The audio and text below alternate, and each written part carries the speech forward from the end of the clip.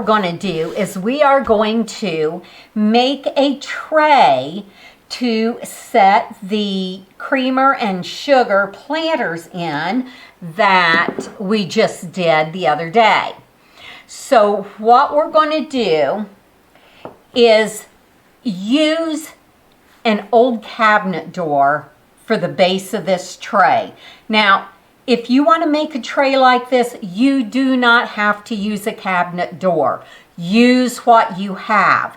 If you have scraps of lumber laying around, cut the scraps of lumber into the size of the tray that you want. This particular one happens to be 28 inches by 16 inches. You can make yours whatever size you want. Now, what I recommend is find your scraps, measure your scraps, and measure the items that you want to put on the tray. If your scraps are large enough, you adjust your project to the size of your tray. Don't just try to copy what I'm doing, because what I do, I'm doing because of the scraps I have. I am not a person that's going to tell you to go out and buy a bunch of stuff to do a project, because my whole belief is use what you have and make it work. You can waste a lot of money if you think you have to go out and buy the perfect thing to do a project. Now, if you do particularly want a cabinet door, then you can usually pick them up at a restore. I think the last time I bought one at a restore, it was $5. So the first thing I did with this was I just gave it a light sanding. Doesn't have to be perfect, just has to be smooth, clean, free of any debris, because we're going to paint it, or I'm going to paint it.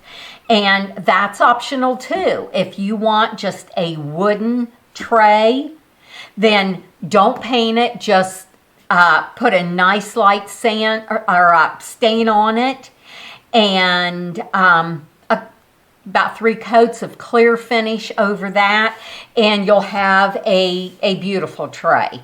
Now, once you have this sanded, clean and everything, what you're going to do is you're going to have 4 pieces of some kind of trim to make basically it's a picture frame.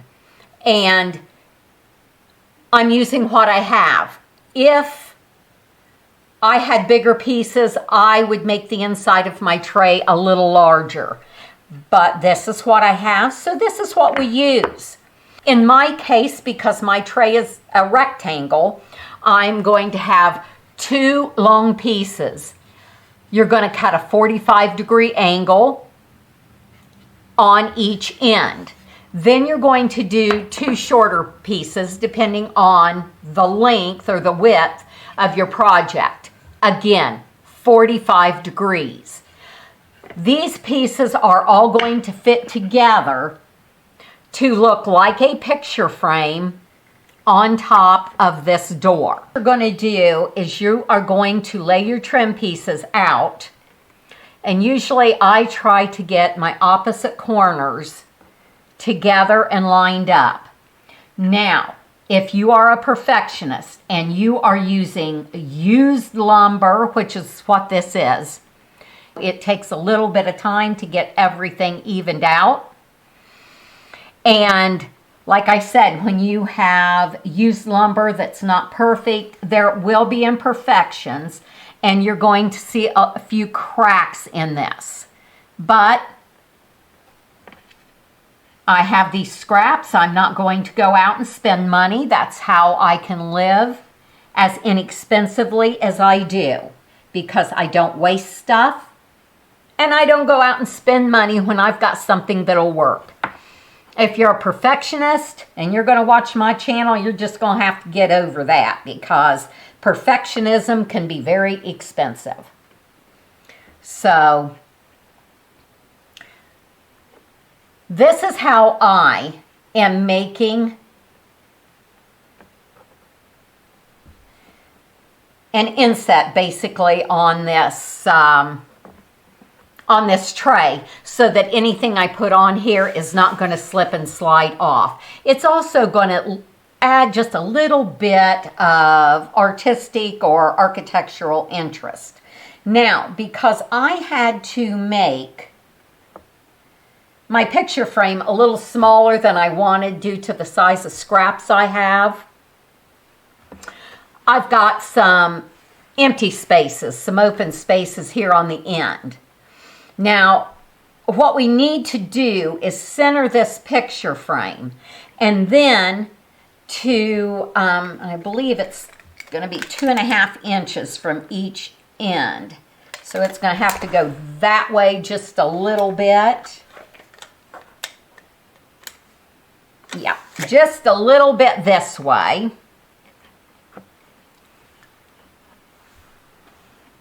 And it's usually best to start out and just mark where you need that picture frame to be. If it's not going to go the full length of the door, just mark on it like I've done so that you get it centered and it's not asymmetrical on you. Then, okay, and that looks pretty darn good. And that looks pretty darn good. Now, because I do have these gaps because of the design of the door, I found 2 other scrap pieces. And this is actually kind of a fancy shoe that I had left over from one of the houses I've worked on. And it just happens to be the perfect size to go on each end of this picture frame to fill in those gaps.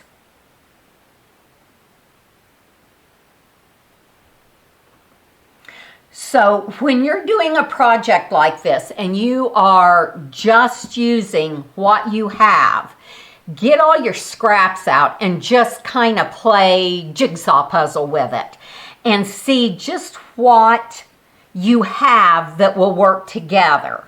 Now, I personally like this design. If it's not a design you like, then use your imagination. You use the trim pieces, the scraps of wood, whatever it is you have or you can get your hands on. You may have friends or neighbors, or if you know a contractor, contractors always have scraps of stuff. So you use what you have, and that is what's going to make your piece yours and not a copy of somebody else's. Once we've got this done, then what you're going to do is you're going to decide, do I want handles on this tray, or do I want to leave it just to use as a riser or just carry the tray around? I personally like to have handles that I can get a hold of. It's just easier to move them around. So I found these. Now these handles were, I think I either bought a lot of handles or I bought a bundle of handles. And these were left over from, changing out cabinets or something. I can't quite remember. I've had them for quite a while. But I like these. I think they're pretty. I like the little copper highlights on them. They're a rub bronze handle. And it fits in well with my decor and so on. I like to decorate in very much like old-fashioned cottage style. I decided I wanted to use these handles, and they will fit on the ends here, which is going to make it very handy.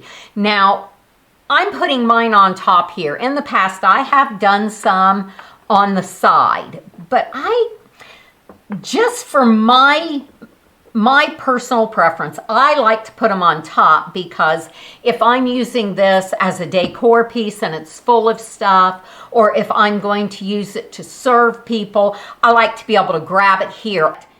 I find that going ahead and pre-drilling my holes so that when I get done painting and finishing my project, all I have to do is assemble the handles on it. So go ahead, and I just use a battery operated screwdriver and match my drill bit as close as possible to my little bolts or screws, whatever you're going to use to hold your handle on. And by the way, if you don't have a handle like this, you can drill holes, put a rope through, and tie a knot too.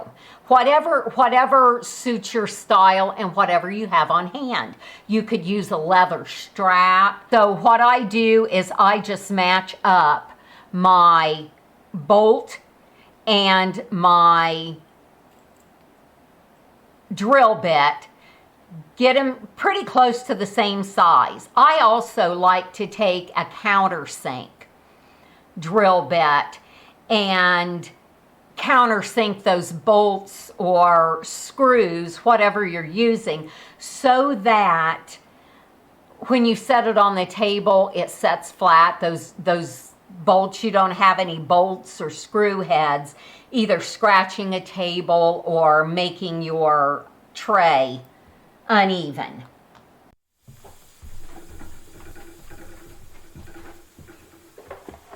Okay, I've got to nail very quickly here.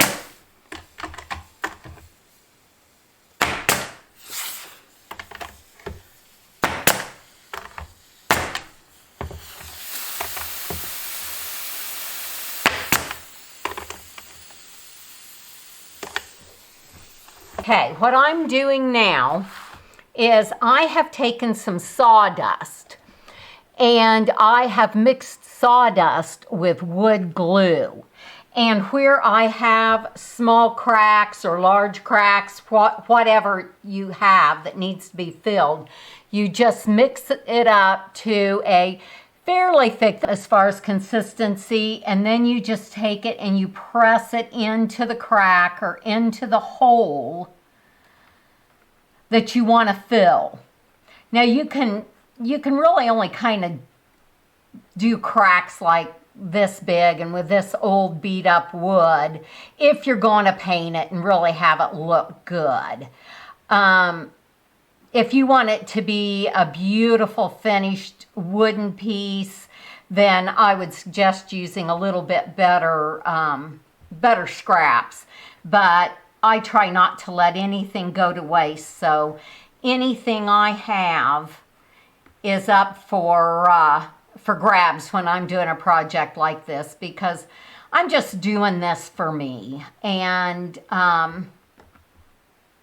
like I said, when you decorate in a cottage style, if it's a little chippy, if it's a little imperfect, it just kind of adds to the design. So I don't worry about it too much.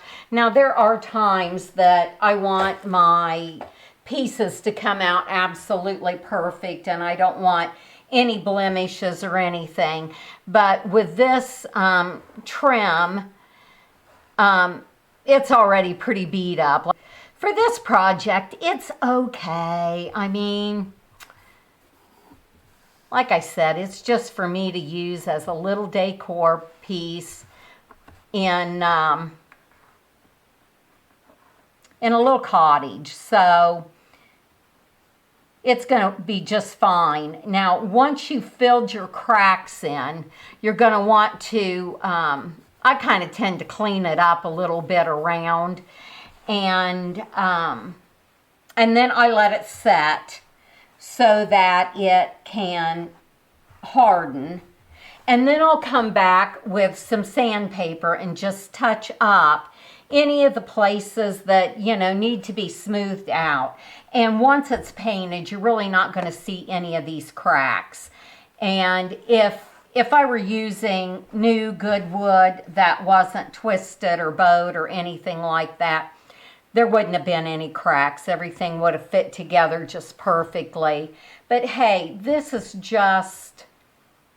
This is just to use up some scraps and to give you an idea of what you can do for free to give yourself just a little extra something if you can't afford to go out and buy something.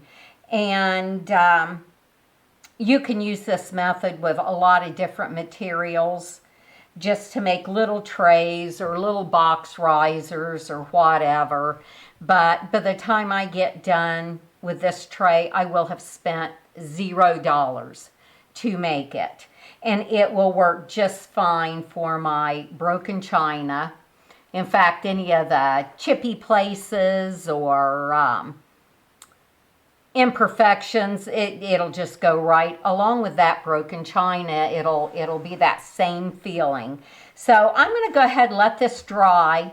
Then I'll come back, touch it up with some sandpaper, and I'll meet you back here after bit. Now what I have done is I have primed this with a bonding primer. This particular primer was the Rust-Oleum bonding primer. I do like Valspar bonding primer. You're not going to hear me talk about the expensive, fancy schmancy paints because I think they're overpriced in most cases for what you get. Use whatever paint you have. The color I'm going to put on this, I don't even know what color it is. It's kind of a sagey green, but it started out as paint that I purchased to paint walls with. Then I mixed another color paint with it and used it for something. And then I mixed another color paint with it and used it to paint my kitchen walls. Now I'm just going to use that same color to paint this tray with. But you can mix paints. People will tell you don't mix paints. I mix paints all the time. I have mixed paints for over 40 years and it always comes out fine. I've never had, other than some interesting color choices sometimes, but I've never had any fail on me. It lasts fine. So I am just going to go ahead and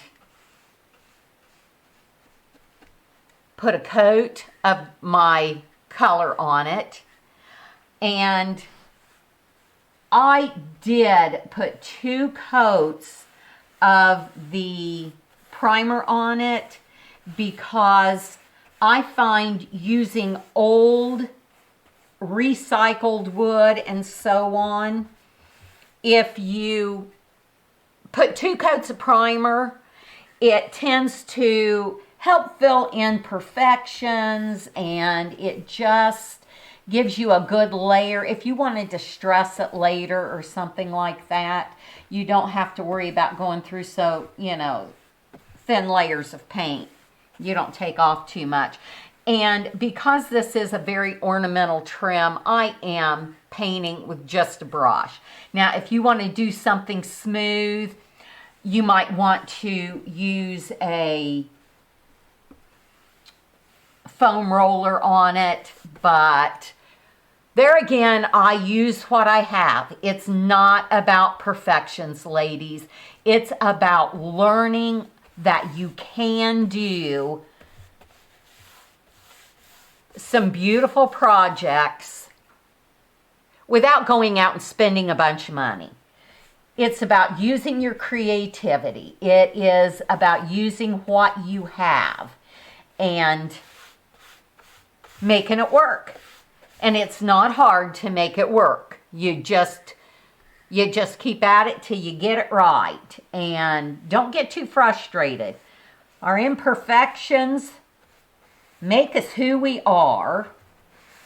And imperfections in our pieces make them who they are.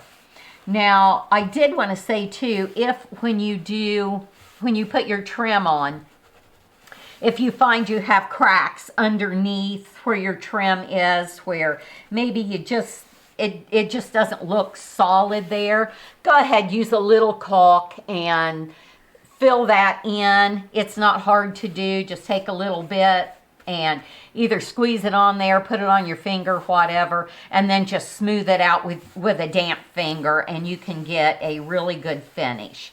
So I'm going to go ahead and finish painting this.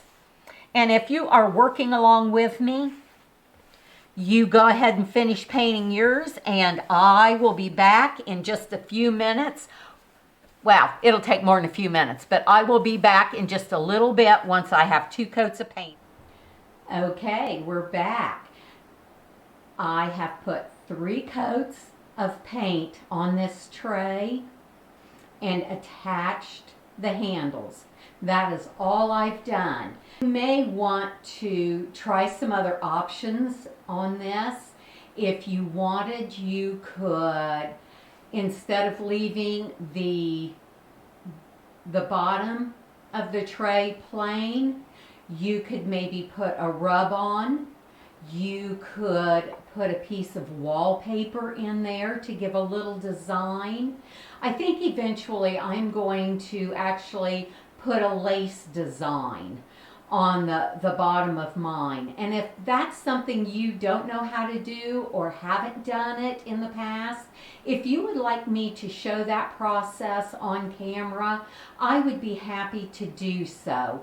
Just drop me a comment down below, and I will do a video on that.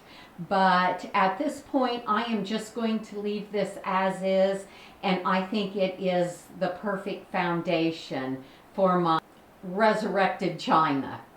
I really like it. Why don't you try doing this yourself? And when you get yours finished, drop me a comment. Let me know how yours went.